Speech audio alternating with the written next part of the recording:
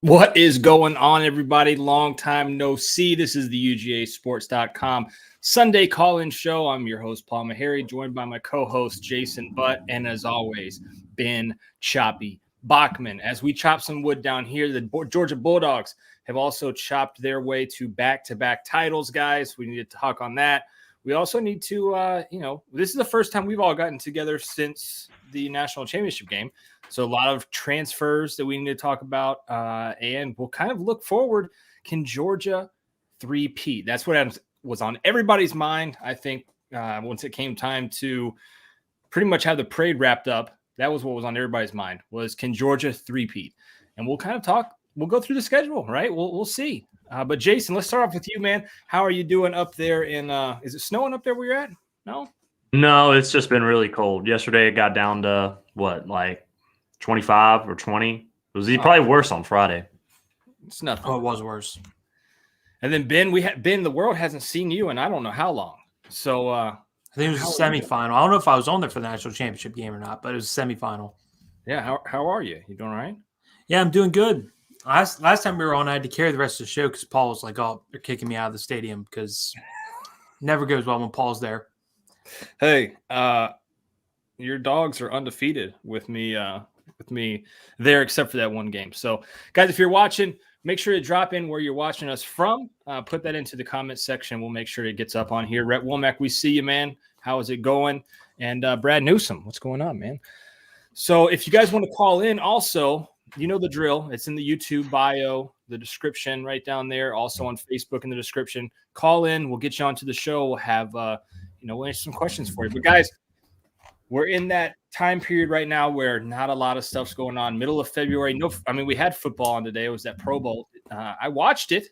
It was weird, but it was something. But guys, no Georgia football for a little while. But the Georgia Bulldogs did bring in some big time transfers and had some transfers transfer out. Ben, tell us about that Dominic Lovett kid. You're pretty high on him, yeah? Well, I think it's Pro Football Focus had him as like the number 3 or number 4 receiver in the country this past season among all wide receivers, which is pretty impressive. And he's the best returning receiver in the SEC, transfers into your program. I've never seen that happen before, that the best, leading receiver in the SEC transfers and is now going to a top program like Georgia. When Jameson Williams left Ohio State, he was their number 4, number 5 receiver. So this is a much different case where Dominic Lovett, it's proven production. He had over 85 yards against Georgia. So he's proven against Georgia in and of itself, he can play. And you look at next year, he probably enters next year as a top 50 draft pick entering next year, which outside of George Pickens, who's hurt his whole last year, Georgia hasn't had a receiver quite like that. So when you lose A.D. Mitchell to a transfer, you need to get a big guy back, because we saw when he wasn't there last year, there wasn't that wide receiver that you had to go to. I think this year he's your wide receiver 1.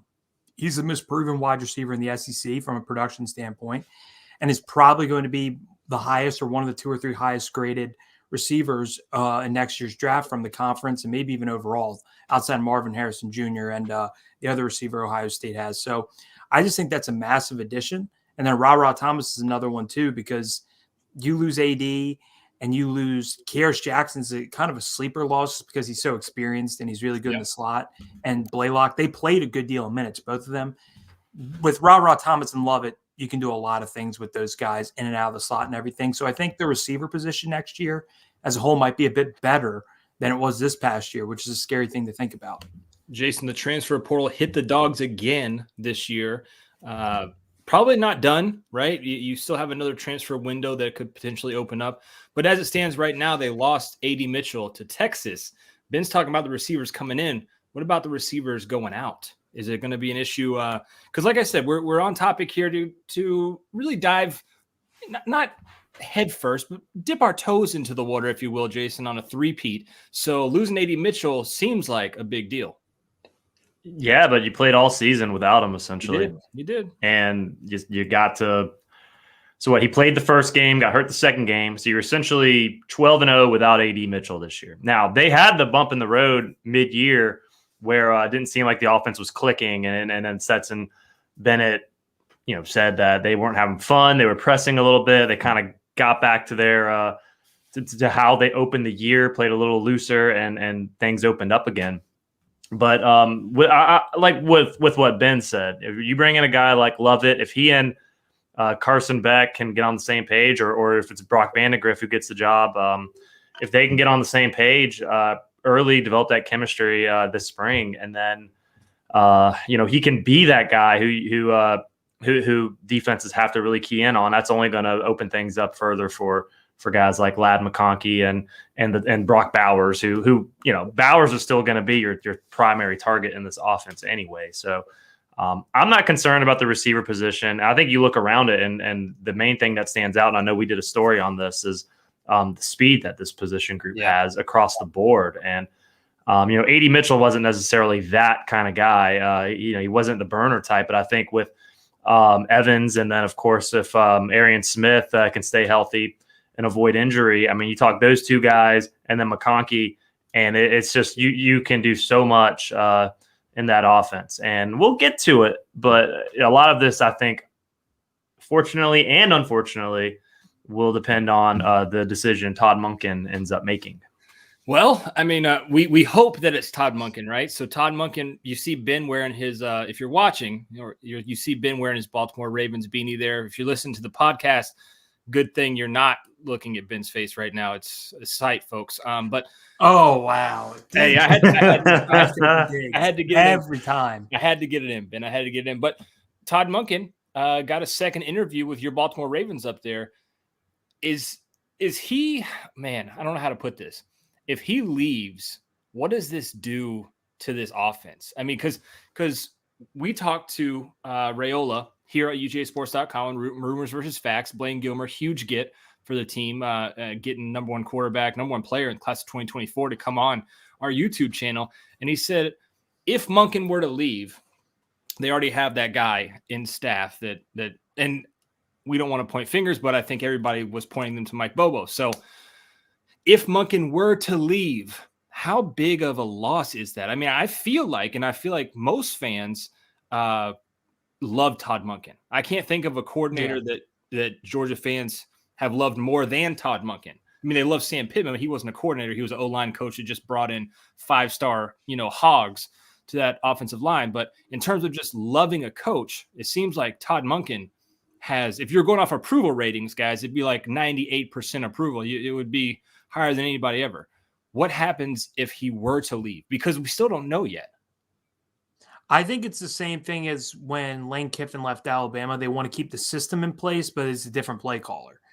And obviously play calling the right stuff at the right time.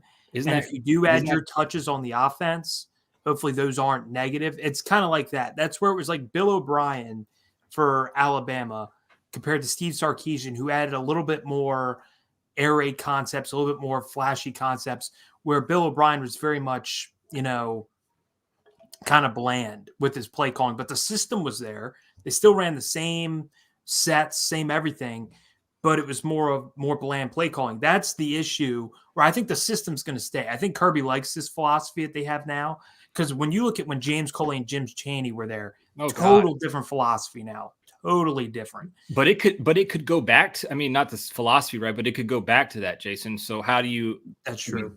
It could go back. I mean, that was my gut reaction, right? Ben said Coley and Chaney, and I was like, oh God, whoa. Yeah. If Monken were to leave, I don't know of anybody. I mean, this is probably the hardest job to replace right now because of just Monken's success. And then you're having to start a brand new quarterback too. So I think the job is really tough. That's why if you're Georgia, you throw as much money as Jerry Moorhead and the boosters and whoever else involved is willing to pay up, because for a guy like Todd Monken, who you look at his career, he was a head coach at Southern Miss, and he was a successful head coach at Southern Miss, and he said, I don't want to do this. I want to go be an offensive coordinator with the Bucks under Dirk Cutter. He's a different kind of guy. He just wants to coach. He doesn't want to deal with the BS. All he wants to do is coach, and I think he's pretty much settled on offense.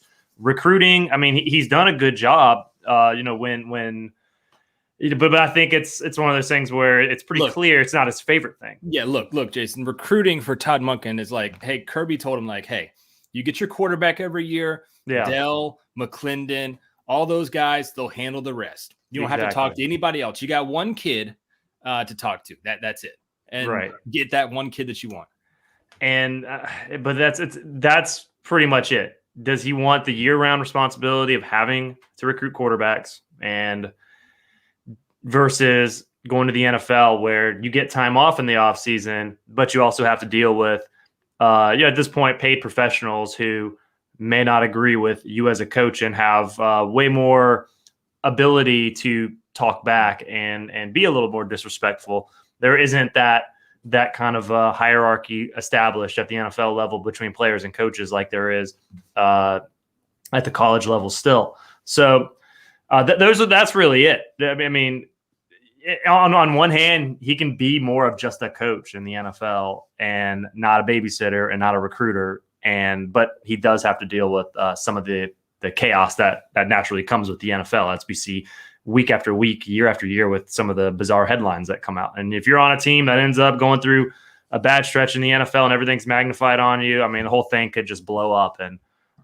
so job security is a big thing too. That's why if I'm Kirby Smart, I'm doing everything I can to let him do the interview process and then come with a final offer after that to convince him to stick around and stay in Athens.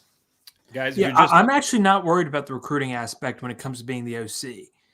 I say that because when you look at it, he really only recruits quarterbacks. Well, no, the point is he doesn't like to recruit. He doesn't. But at the same time, it's like you recruit 1 to 2 guys versus like, okay, the draft is more of a crapshoot.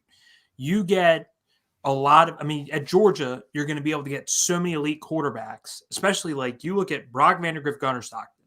Just going to look at them right now. So since he came in, those are the 2 quarterbacks he got. They're in state. They're an hour away. Georgia actually is a really good state for quarterbacks, so he doesn't even have to recruit that far. Typically, most years, like we're going to talk about, like 2025 and 2026. I know it's early for those classes. Top quarterback targets are already in state, in my opinion. He's going to recruit some guys out of state. But one thing Kirby's been doing is on the road. Mike Bobo's been recruiting a lot. He's been going on the road a lot over this time. Now Monken has too. So don't take it as, Monken not recruiting. He wants to just go to the NFL no matter what, whatever. That's not what I'm saying. But they already have guys out there who sometimes when they go on the road, they give him days off. They give him time off. They gave Will Muschamp days off after the parade, I believe, when they were hitting up 10 Georgia high schools. Each coach had to hit up 10 Georgia high schools over the course of one day. 10 different coaches in one day hit up 10 different high schools. Monken and Muschamp, I believe, were off those days. So they gave them time off. Monken was out there. I think Monken was out there. Muschamp was off, though. Yeah, I know Muschamp was off. So they give their coaches time off when it comes to that stuff. So, and also when you only have to recruit quarterbacks, and then receivers is a position that he's very hands-on with as well when it comes to the coaching aspect of it. He's really good with like when Anthony Evans comes in and Yazid Haynes evaluating those guys. He's one of the guys who's like, Kirby, you got to offer him. So when it comes to the on-campus part of recruiting and evaluations, I don't think he minds that. And only having to recruit one position that usually only need one player per class, it's not that hard on him. Where I think if he was an offensive line coach that also was an OC, he'd be like, all right, I got to go to the NFL because there's too many dudes, too many classes. I'm recruiting like 20 different people. That's the concern with why Georgia fans have with Stacey Searles recruiting. That guy's got to recruit like 20-some people at a time.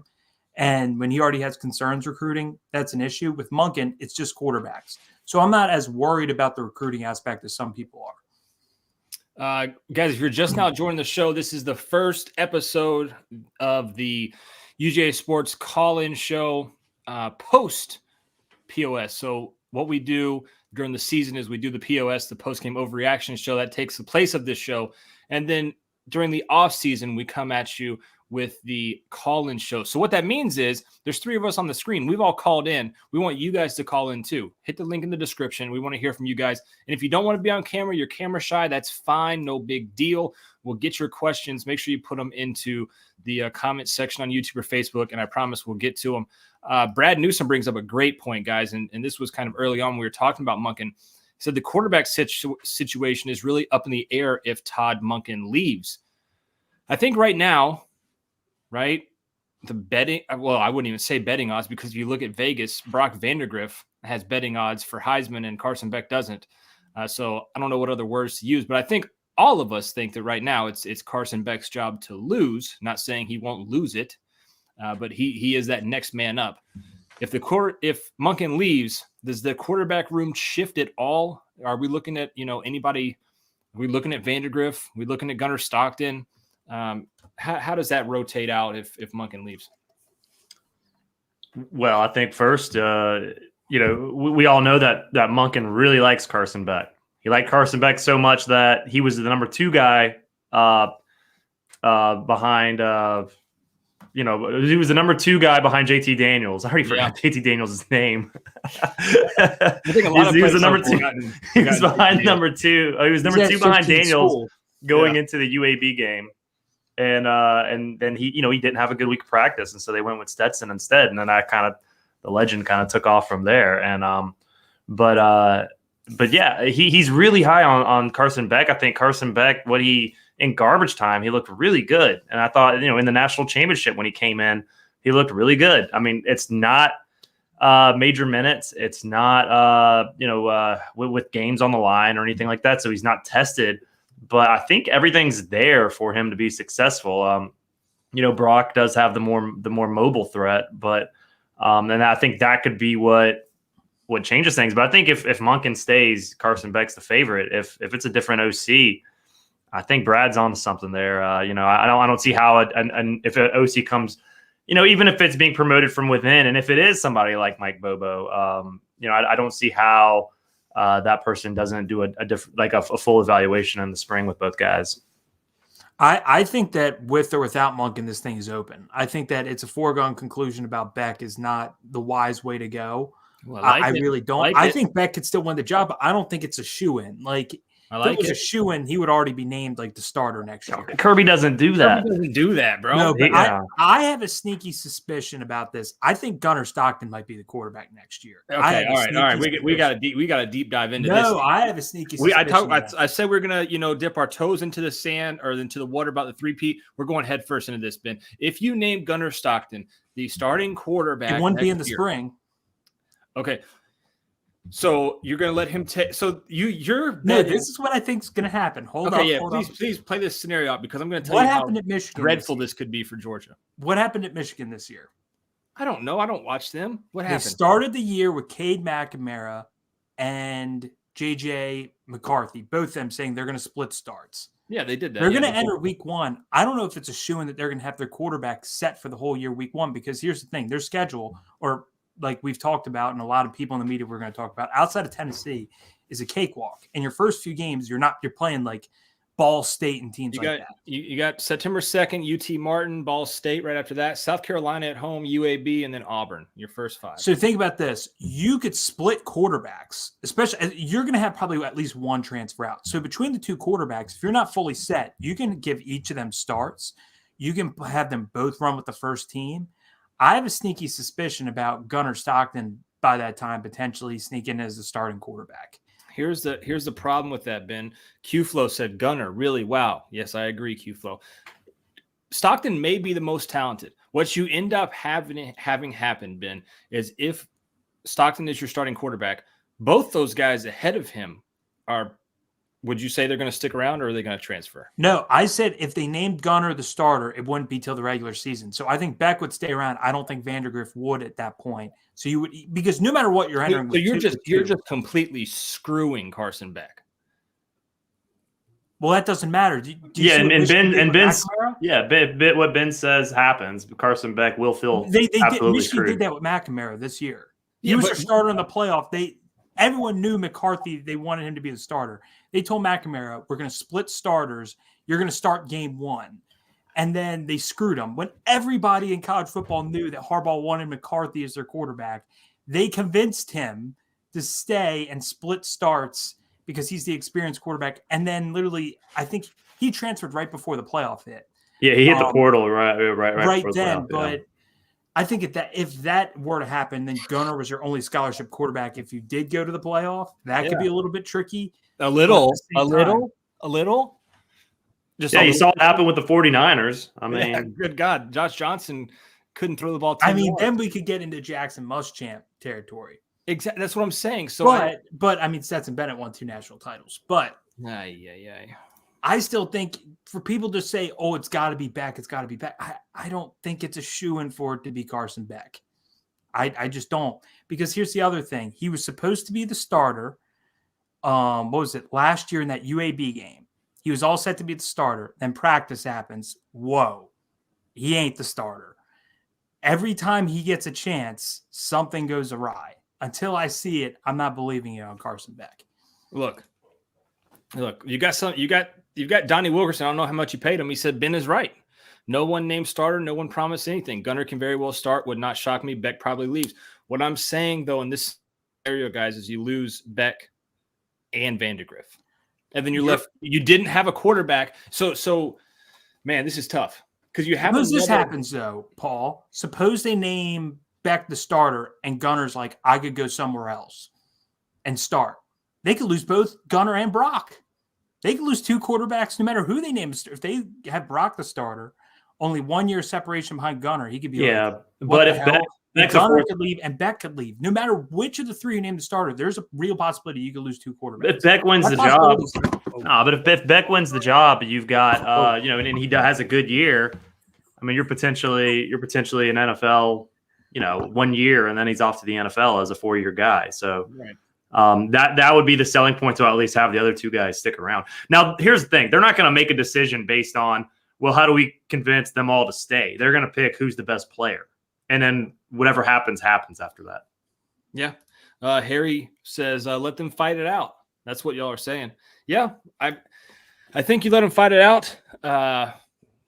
It'll be very interesting as we move into spring ball, guys, and G-Day, what that quarterback room, what the rumors will be coming out of that, who's taking those first snaps, who's the first team quarterback in G-Day, who's the second team quarterback, are all 3 of those guys still in Athens? There's a lot to really dive into.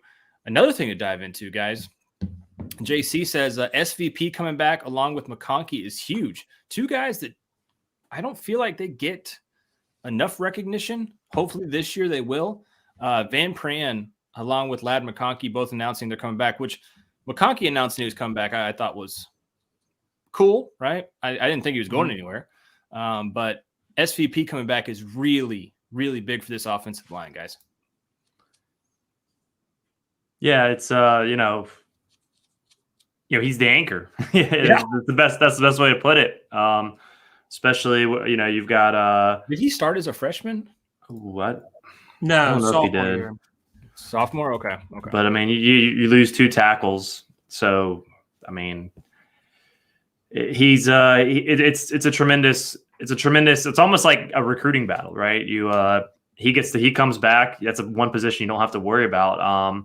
Was it Austin Blasky would have probably he would have had you break in a new center. He would have potentially been the next man up there. So the Georgia offensive line, it's funny because they went with this rotation this past year, and I really didn't understand it, but I kind of get it now. They got better as the year went on, and you get guys experience doing that, and so. It's probably the fact that they do start the season. South Carolina, I don't think will be. I think there will be some hype going into that game, just the way South Carolina finished this past year. With the win over Clemson and then the bowl game.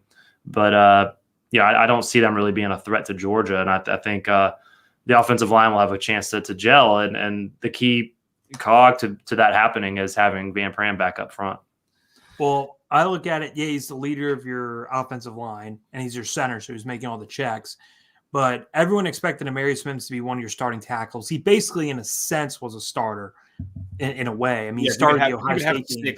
If you could have 6 starters on the offensive line, he was the 6th. So you have him, Truss is back at left guard, Van Pran at center, and my boy, Tate Ratledge, right guard.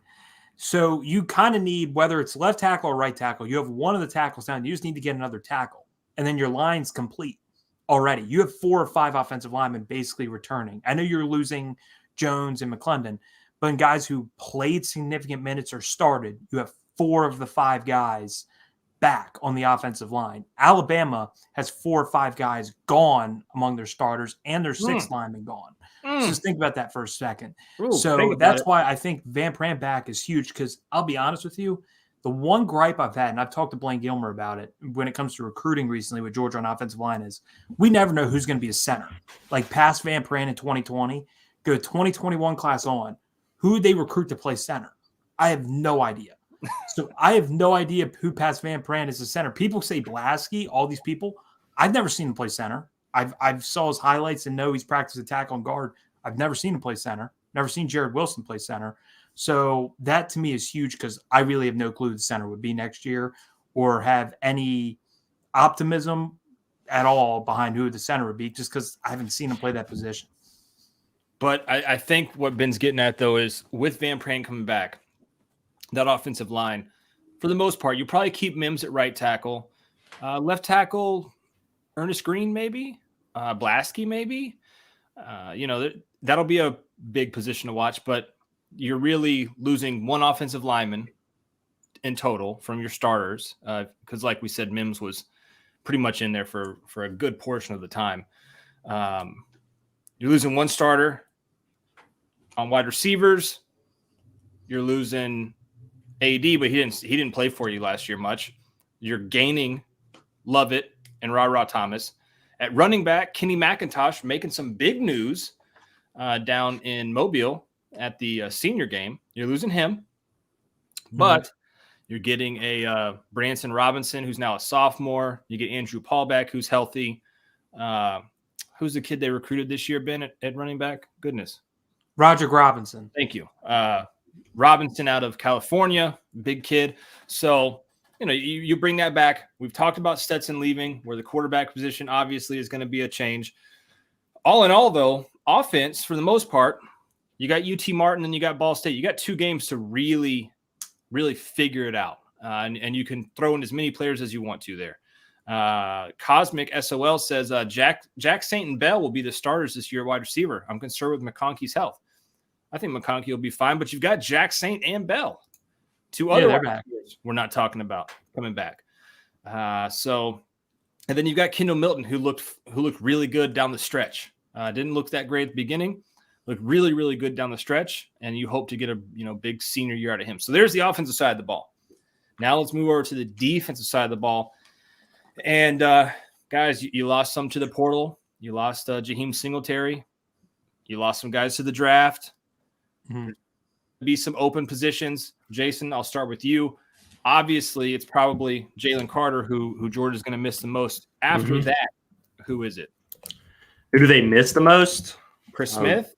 Probably Chris Smith. I mean, you said it. He would be the next guy up, just the leadership that he brings in the back end.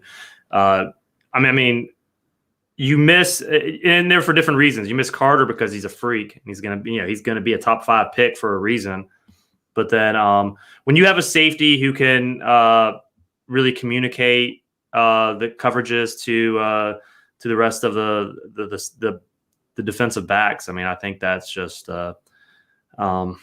it's a tremendous get. It's a tremendous thing to have. And then I just go back to the LSU game and the championship, just to have the wherewithal to pick that ball up while it was barely moving and not letting it die as just something that everybody else had given up on the play.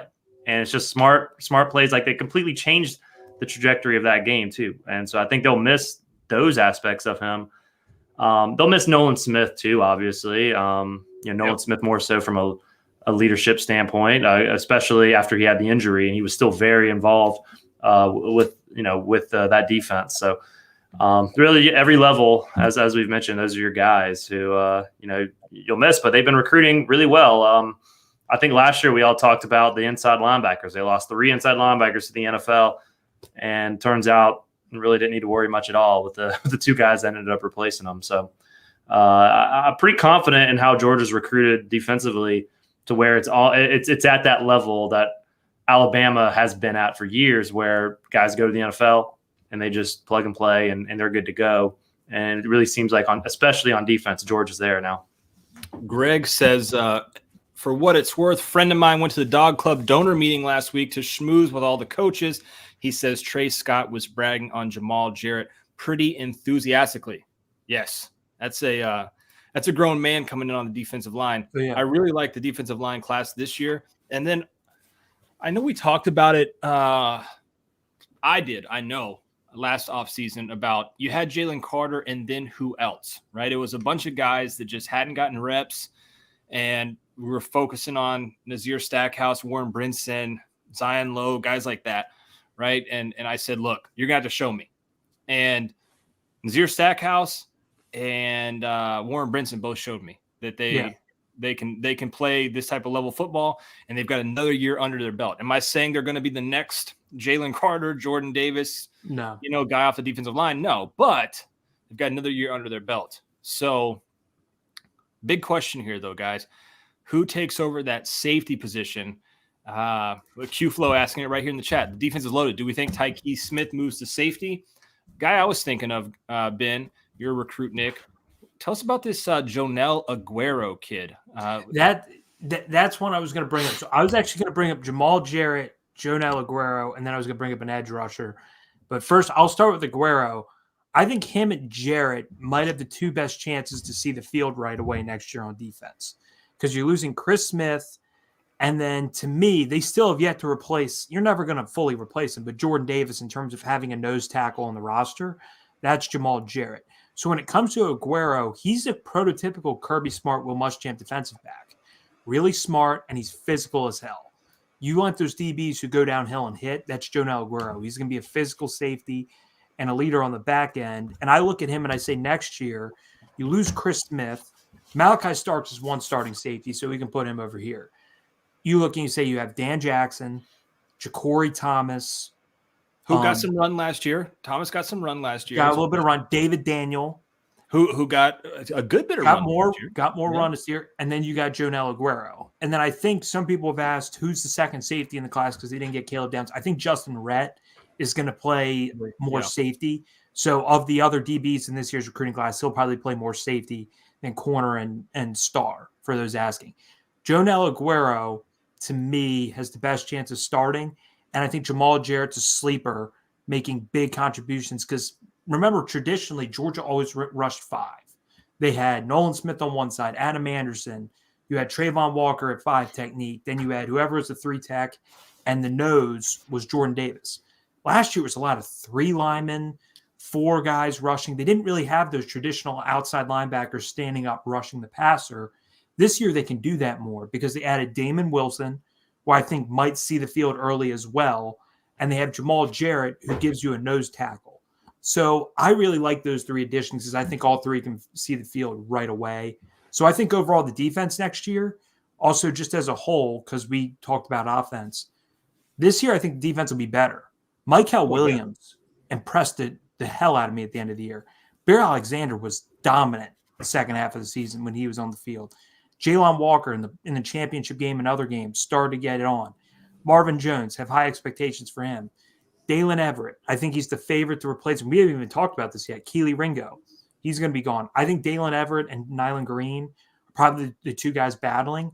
Dalen Everett, he was the 3rd corner last year. He didn't have to play a lot because they don't rotate there. He'll play a lot. True freshman. Mm-hmm. So I think that 2022 class on defense is going to be special for Georgia. Yeah, let's see here. Greg Rosenberg coming in the chat again, just with some fire notes here. He says, Monken was there with his wife, seemed happy to be there. He was telling everyone Lovett can do everything, and they're expecting a big impact from him next year. Yeah, I think Lovett's going to be a freak at wide receiver. And then Schumann was there claiming that the inside linebacker class and outside linebacker class together was the best LB group they've ever brought in. Might be true, guys. You have Damon Wilson Jr., Gabe Harris, CJ Allen, Raylan Wilson, Sam Pimba. We were worried about that last year, Jason, and it might not be so quick this year, right? Because you're probably going to start Chaz Chambliss. I'm wondering where Jalen Walker fits into all this with the 2 linebackers that you have coming back. You got to get him on the field, so maybe let him do some outside backer type stuff potentially, cross-train him a little bit. But you've got some dogs coming in on the edge. And that was one thing we were worried about, looking at this come last year. You've got some really good guys. They're going to be young, but you've got some really good guys. Yeah, and I think you hit it there. Jalen Walker, they got him some reps at outside linebacker, as over the second half of the season. They'll probably have to do that again. But there's an opportunity, obviously. I think you start with Chaz Chambliss, and it's he's definitely a rotational guy, and I'm not trying to dog him, but you look at the athleticism of these guys coming in, and and other edge guys like Marvin Jones Jr. has been mentioned earlier. There's some freaks on the edge that are younger, maybe not as experienced as Chambliss, but the name of the game is getting to the quarterback as quick as possible. If the ball's getting out less than 3 seconds, three and a half seconds, as these quarterbacks do these days, and what teams try to do against Georgia all year long with the quick passing game, then you've got to have fast guys off the edge get to the quarterback. And so I definitely think there's an opportunity for maybe one of those freshmen to see a lot of playing time off the edge. All right, guys, we've gone over. Well, you've got a freshman kicker this year. We didn't go over special teams, but freshman kicker or Jared Zirkle, who could maybe get that. But is that it? We're just gonna leave it there. Yeah, I mean, I don't know. I mean, no. What I wanted to get to was, is there we've gone over the offense, defense, special teams, right? I don't think Georgia has any issue there, right? Can this team win a three-peat? Can this team go back to back to back? No team has ever done it, but like we talked about at the beginning of the show, I think from the moment the clock hit zero, hell, before the clock hit zero against TCU, when it was 42-7 or 35-7 or 49-7, I mean, whichever number you want to pick, right? Georgia fans were already thinking in their minds, all right, now it's time for the three-peat. I've got the schedule here, and we can run through it game by game if you want to, guys. I don't think there's anybody on here it's close. I don't think there's a team on here besides maybe at Tennessee at the end of the year that would be less than and we don't even know what Tennessee has, right? Less than a double-digit spread in favor of Georgia. Can Georgia three-peat? Jason, start with you first. Well, yes, they can. Anything is possible, right? But I have the schedule pulled up too. I mean, UT Martin, Ball State, South Carolina, sneaky rivalry. But I mean, is there anybody on South Carolina? I mean, or do they really scare you that much to where you think that at home they're going to come in and pull an upset? I don't know. Spencer Rattler went crazy. No, he was smoking cigars in the locker room at the end of last year. Yeah, I mean, and I think that's going to build some hype for the game. Oh yeah, at Auburn. I mean, Auburn, I don't think will be that good this year, but I don't know. At Auburn, then Florida. You get Tennessee late in the year, Ole Miss late in the year. Georgia Tech's not doing it. I mean, you just look at the schedule, and it's you just tell yourself. I mean, there's not a game that really scares you. I mean, of course, once the season gets here and we see how some of these teams look, I mean, Florida's going to be interesting to me because I think we all expect them not to be that good, and maybe they do. Maybe they start hot. They don't have a quarterback. I'm just saying. Their offensive line was good last year. They lose all those guys. Yeah, I know. I'm saying we don't expect them. Things happen every year that we don't expect. Yeah. And maybe Billy Napier's got something. Maybe he's got the magic in year 2. I don't know. Yeah. Tennessee, they lose Hooker, but you still would expect them to improve at least on the defensive side of the ball, given that they really weren't that as good as as the offensive side of the ball was. So the schedule looks great for Georgia. I mean, I'm kind of rambling at this point. So yeah, I mean, I think it comes down to quarterback play, really with or without Todd Monken. If they get good quarterback play, consistent quarterback play. Dude, coaching, here's the thing. Coaching is so overrated, right? Wow. And coaching, because coaching is more so at the end of the day about not screwing up. And more coaches screw up than not screw up. And I'm not trying to make it sound easy. It's just the way it is. You game plan, you have your plays. We'll come full circle. This goes way back to what Ben was saying about systems and scheme. Todd Monken is great. And this is what makes him a great coach, is that he's got his plays. He knows when to call them. He knows when to call a play off of a previous play. He does all of this within his system to near perfection. If it's not him and it's somebody else doing this system for the name of consistency, it's not the same guy. And then that's where these things can fall off. And so all that said, they have the defense to do it. If they get good quarterback play and they get an offensive coordinator who doesn't get in the way, who doesn't Bill O'Brien it for Georgia, then I think they can do it, with or without Todd Monken. Ben, the question comes to you, my friend. Also, shout out to a couple names in the chat that I'm seeing just now joining us. Andy Stowe, big family. They're Tristan West, always part of the fam here. Grey Goose, Greg Rosenberg, Dog 85. I mean, we got a ton of folks joining us now. But Ben, your camera is just wild. You got to stay in focus, bud. You look like you're like behind a. Remember those drunk driving glasses they gave you in like 5th grade? That's what you look like. Oh yeah, and hey, we're not talking about people being drunk, especially with your board post. We ain't talking about drunk stuff right now, Paul. All right, but anyways, I hit back on you for earlier. So, Ben, we've built up this 40-minute show. People are wondering, can the Dogs three-peat? Yes, and I think a big part of it isn't just Georgia; it's the other teams at the top. As much as we're talking about Georgia, what's the one thing that's the easiest it's ever been in the Kirby Smart era? And I don't count the 2020 season, the out-of-conference schedule. They don't play a single Power 5 team out of conference for, I believe, the first time ever in the Kirby Smart era. They have not, because Oklahoma got removed from the schedule by the SEC. So when you look at it, Alabama's got to play Texas. Ohio State, they got to go to Notre Dame. Michigan, I'm not going to lie, they just do not scare me at all with the way they play and the fact that they don't really play much in the Big Ten. The other SEC teams, Florida's got to go to Utah.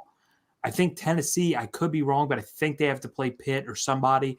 So, when you look at all these teams, they have to play out-of-conference opponents. Second, I look and I say Georgia returns more than every team in the SEC East. Outside the quarterback position, which almost, I believe, every team but South Carolina is going to have a new quarterback in the SEC East next year. So if I go position by position, defense next year overall is going to be more experienced. It was really little experience, and they played so many freshmen last year that next year, when you're telling me there were like 5 or 6 guys that played a lot as freshmen who are going to be starting next year, both inside linebackers back, who I think could be Buckus finalists. Defense, I think, is going to be great. I think it's going to be much better next year than it was this past year. Offense, 4 or 5 starters back on the O-line. Receiver room's better. The only question mark I have on offense is offense coordinator and quarterback. Both those are solid. This team in totality should be just as good, if not better, next year. And the schedule sets up even easier next year, because this past year you were supposed to play Oregon, top 10 team, smacked them. You have to play Ball State to start early on. Your toughest matchup is at Tennessee. Other than that, I saw all these indexes and stuff. You have an over 90% chance to beat everybody other than Tennessee. Jeez. So if you go and beat them on the road, you're 12-0. If you're 12-0, who cares about Atlanta? You could be 11-1 and then win in Atlanta the SEC title still. Exactly, and you're in the playoff. Well, Grey Goose just wonders, can we get some damn home night games this year? Man. Maybe What's the week 3 schedule? Yeah, I was going to say I think they can do South Carolina, maybe. I'll look for you real quick, Grey Goose. Let me see if we can figure this out for you. I'm thinking maybe you can get week 3. That's what I'm thinking. Why is this not doing? Okay, week 3. I know we're doing this live, guys. So just give me a second. Does this have Georgia? Where's Georgia? Come on. Am I tripping? Georgia Tech. Why is it not? It's okay. Yeah, Greg's the GOAT. Paul is very hostile against me, as everyone sees. He's very jealous of me in all of our chats. So thank you for bringing that up. Greg says, I love Bachman. Paul needs to rein the hostility in Mary's out of control. Hey, Greg, I'm glad you're picking up on that that love-hate relationship I have with Ben. All right. You have Tennessee at Florida. I doubt that's a night game. I'm just trying to go through here, guys. Oklahoma's at Tulsa. No. No. TCU at Houston. No. Would they put Missouri again on the SEC network? God, Georgia Tech at Ole Miss. No, I'm just trying to see any like Power 5 games here. You have Indiana versus Louisville. It's in Indianapolis, Indiana. Maybe but I doubt it. Right? Neutral field site. It looks like. You might be in trouble though because is CBS still doing the games this year or no? SEC on CBS, they still doing the 3:30 or is that done? I thought that was done. Yeah, they got the new contract. Is Big Ten going there next year? I think it's done. So you don't have to worry about the 3:30 kick, right?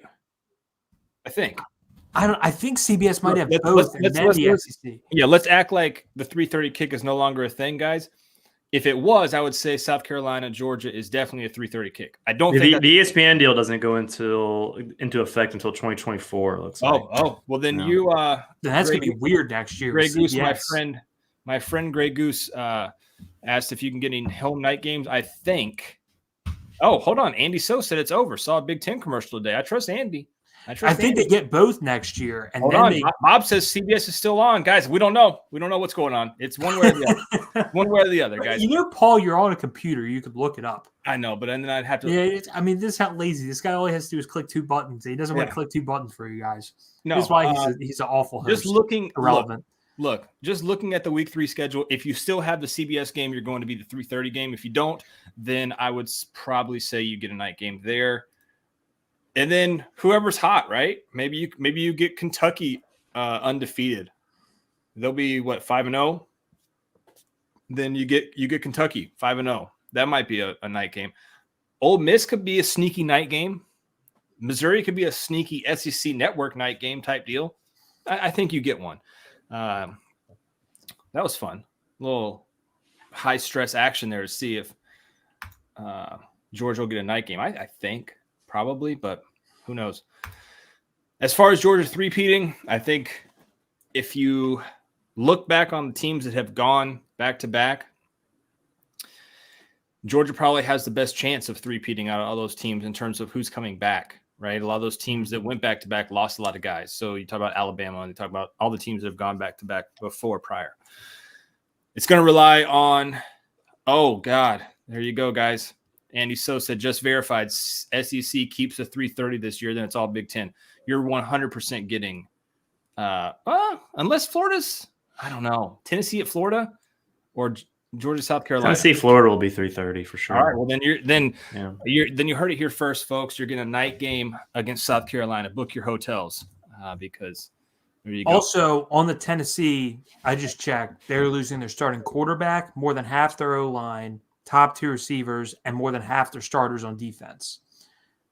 So Tennessee's got to replace a lot. Yeah. So I think with Georgia, you have a ton of guys coming back that are verified, that have played in this system, both on the offense and defensive side of the ball. The schedule, goodness gracious, guys. You want to talk about a just not fun schedule. Ole Miss is a cool with Lane Kiffin being over there.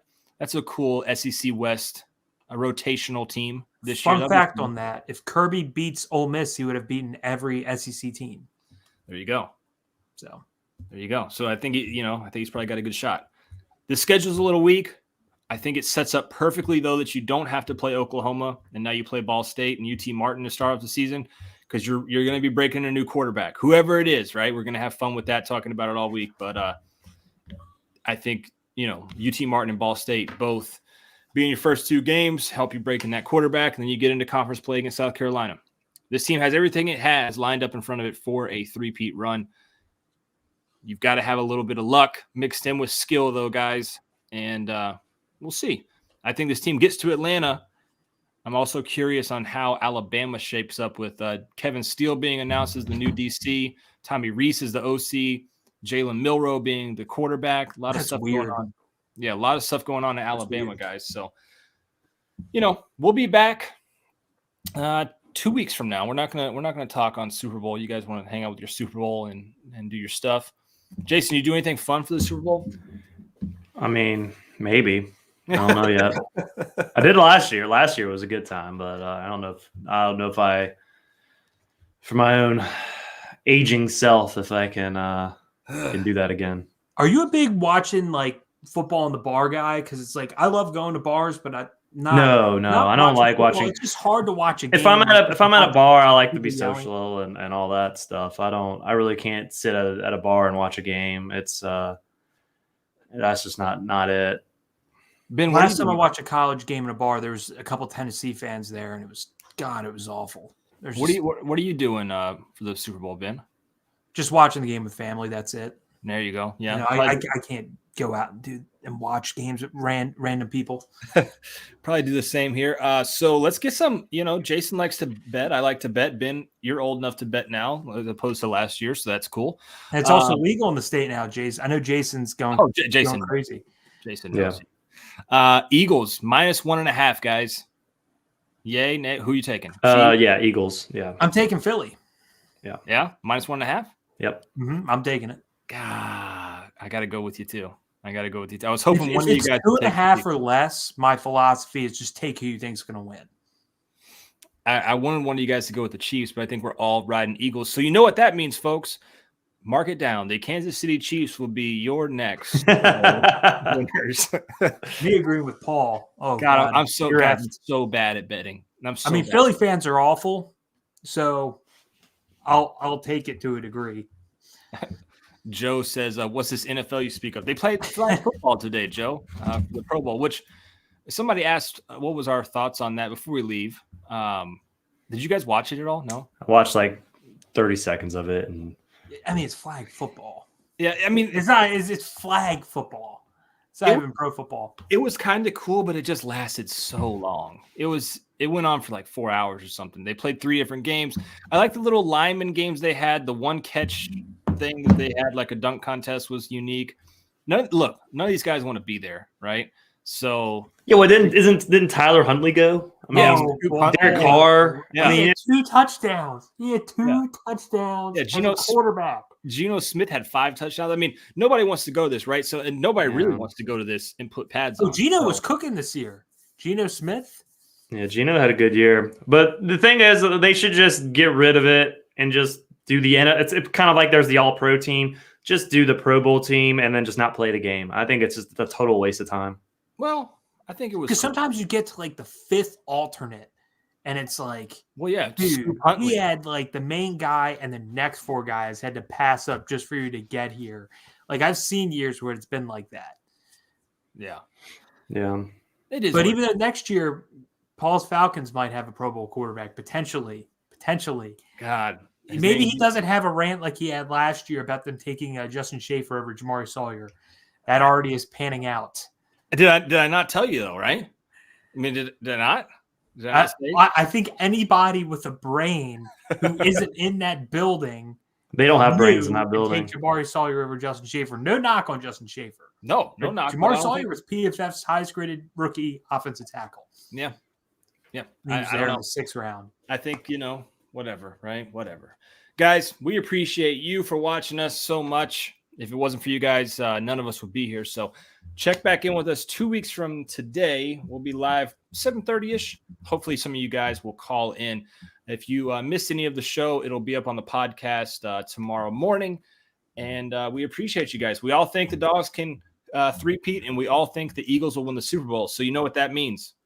I don't know. Maybe go against both of them. Fade both of them. But, guys, we're going to fade out right now. We appreciate it so much. This is the UGASports Call-in Show. Your host, Paul Meharry, Jason Butt, Ben Bachman. We'll holler at you guys later. Thanks so much.